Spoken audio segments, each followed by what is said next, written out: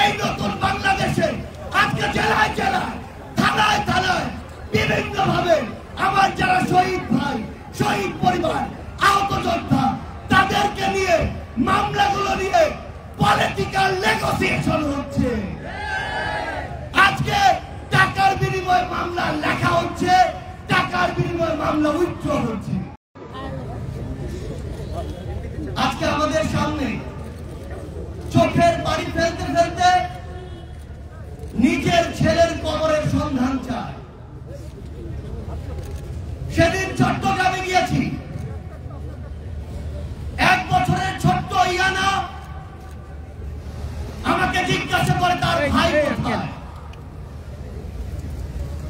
আরেক শহীদের মা আমাকে জিজ্ঞাসা করে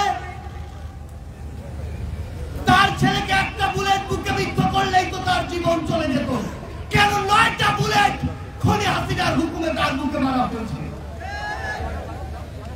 আরেক মা আমাকে এক শহীদ ভাইয়ের নিথর দেহ দেখায়, স্ট্রেচারে পড়ে আছে, সেই দেহর পাশে তার শরীরের তার মাথার মগজটা আলাদা করে পড়ে আছে। আরেক শহীদ বাবা আমাকে তার সন্তানের নিথর দেহ দেখায়, যেই দেহ খুনি হাসিনার হুকুমে খুন করে 2 পুলিশ সদস্য এডিসির উপর থেকে নিচে ছুঁড়ে মারছে।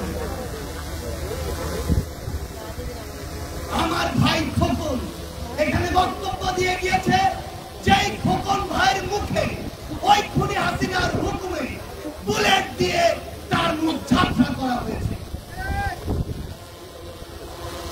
আমার টাঙ্গাইলের 18 বছর বয়সের ভাই হিমেল, যার মুখে ওই খুনি হাসিনার হুকুমে পুলিশের কিছু সদস্য 350 ছড়া বুলেট করেছে। 2024 সালে ছাত্র জনতার অভ্যুত্থানে হাজারো এবং চিত্রের মধ্যে এগুলো হচ্ছে কয়েকটি চিত্র। বিগত 16 বছর ধরে এই দেশে খুনি হাসিনা এই দেশের মানুষকে জনগণকে বিভিন্ন ট্যাগ দিয়ে বিভিন্ন রাজনৈতিক নাম দিয়ে বিভিন্ন মতাদর্শের নাম দিয়ে যেভাবে খুন করেছে, যেভাবে জেলে নিয়েছে, যেভাবে মামলা দিয়েছে, হয়রানি করেছে, তা আমরা এখনই ভুলতে বসেছি। আমরা বিগত 16 বছরে বাংলাদেশের সকল রাজনৈতিক দল বিভিন্ন সময়ে বিভিন্ন ভাবে তাদের বিরুদ্ধে বিভিন্ন ভাবে নামার চেষ্টা করেছিল। আমরা কি সফল হয়েছিলাম? বিগত 16 বছরে যখন আমরা এককভাবে বিভিন্ন ব্যানার নিয়ে রাজপথে ওই খুনের বিরুদ্ধে নেমেছি, আমরা কিন্তু সফল হলাম। কিন্তু এই 16 বছরে জুলুম অত্যাচারের পরে সকল রাজনৈতিক মতাদর্শ, দল মত ধর্ম বর্ণ বয়স ভুলে গিয়ে যখন আমরা ঐক্যবদ্ধভাবে রাজপথে নেমেছি, খুনি হাসিনা দেশ ছেড়ে পালিয়েছি।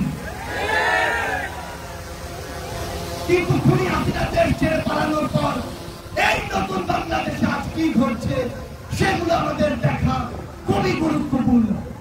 এই নতুন বাংলাদেশে আজকে জেলায় জেলায় থানায় থানায় বিভিন্ন ভাবে আমার যারা শহীদ ভাই শহীদ পরিবার আহত যোদ্ধা তাদেরকে নিয়ে মামলাগুলো নিয়ে পলিটিক্যাল নেগোসিয়েশন হচ্ছে। আজকে টাকার বিনিময়ে মামলা লেখা হচ্ছে, টাকার বিনিময়ে মামলা উইথড্র হচ্ছে।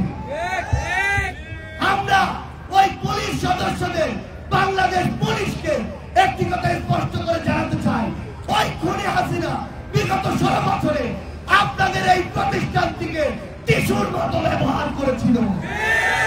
যখন প্রয়োজন হয়েছে, যেভাবে প্রয়োজন হয়েছে আপনাদেরকে ইউজ করেছে, আর দিন শেষে যা আত্মসম্মান গিয়েছে, যা মর্যাদা গিয়েছে আপনাদের গিয়েছে, আপনাদের পোশাকের গিয়েছে। কিন্তু আজ এই অভ্যুত্থান পরবর্তী সময়ে আপনাদের ওই পোশাক থেকে যদি ওই খুনি হাসিনার দোসররা কিংবা অন্য কেউ কিংবা অন্য কোন গোষ্ঠী অন্য কোন ভাবে ব্যবহার করার চেষ্টা করে, তাহলে সময় আস্থা করে নিক্ষেপিত হতে হবে।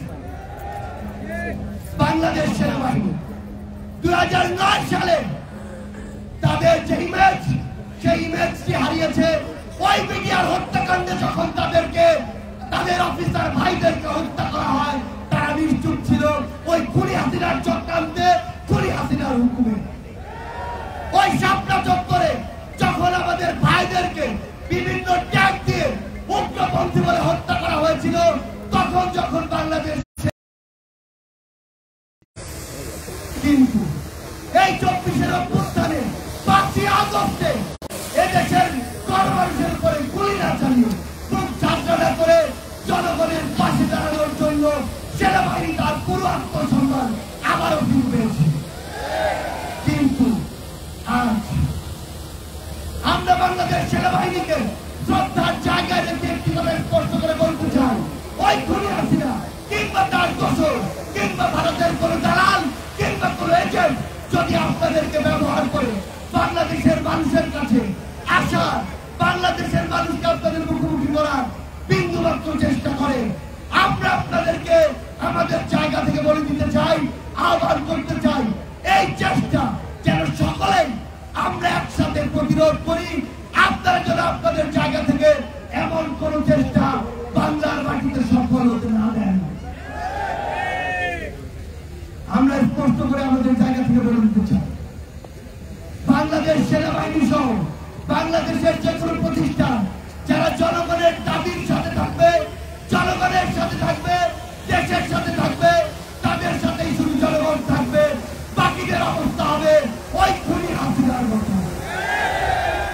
ভারতকে একটা কথা স্পষ্ট করে বলে দিতে চাই, ভারতের সাথে বাংলাদেশের সম্পর্ক তখনই হবে যখন ভারতের সাথে বাংলাদেশের সম্পর্ক হবে সম্মানে, যখন ভারতের সাথে বাংলাদেশের সম্পর্ক হবে সমতা। কিন্তু ওই ভারত বিগত 16 বছরে দেশের সাথে দলের যে সম্পর্ক করেছিল, ভারতের সাথে আওয়ামী লীগের যে সম্পর্ক করেছিল, সেই সম্পর্ক যদি আগামীতে তারা স্বপ্ন দেখে, সেই সম্পর্ক এই বাংলাদেশে আর কোনদিন সফল হবে না। আমরা একটি কথা স্পষ্ট করে বলে দিতে চাই, এই বাংলাদেশে হিন্দু, মুসলিম, বৌদ্ধ, খ্রিস্টান, আমাদের পাড়ের ওই আদিবাসী ভাইরা আমরা একসাথে থাকবো, একসাথে লড়বো। কিন্তু কোন ধর্মের নাম করে, কোন জাতির নাম করে কেউ যদি আমাদের মধ্যে বিন্দু মাত্র কোন উগ্রবাদী চিন্তাধারা, উগ্রবাদী চক্রান্ত করার চেষ্টা করে, সকল ধর্মের যোদ্ধারা আমরা একসাথে তাদেরকে প্রতিহত করব।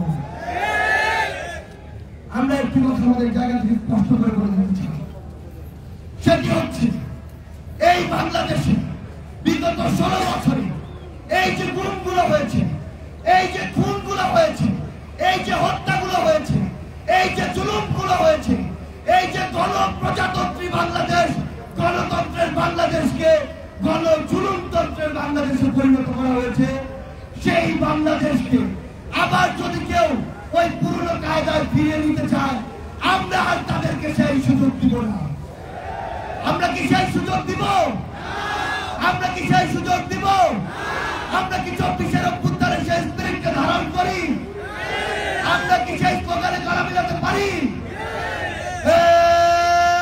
ফাঁসি ফাঁসি ফাঁসি চাই, খুনি হাসিনার ফাঁসি চাই, ফাঁসি ফাঁসি ফাঁসি চাই, খুনি হাসিনার ফাঁসি চাই, ফাঁসি ফাঁসি ফাঁসি চাই। দিল্লি না ঢাকা,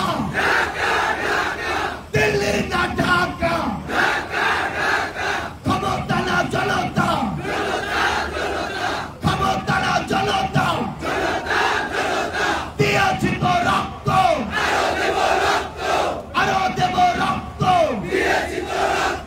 রক্তের বন্যায় ভেসে যাবে অন্যায়, আবু সাইদ মুক্ত, শেষ হয়নি যুদ্ধ,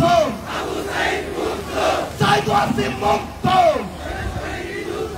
শেষ হয়নি যুদ্ধ, আবু সাইদ মুক্ত, শেষ হয়নি যুদ্ধ। আমাদের যুদ্ধ শেষ হয়নি, আমাদের লড়াই শুরু হয়নি। আমরা আমাদের লড়াইয়ের মাত্র প্রথম ধাপ অতিক্রম করেছি।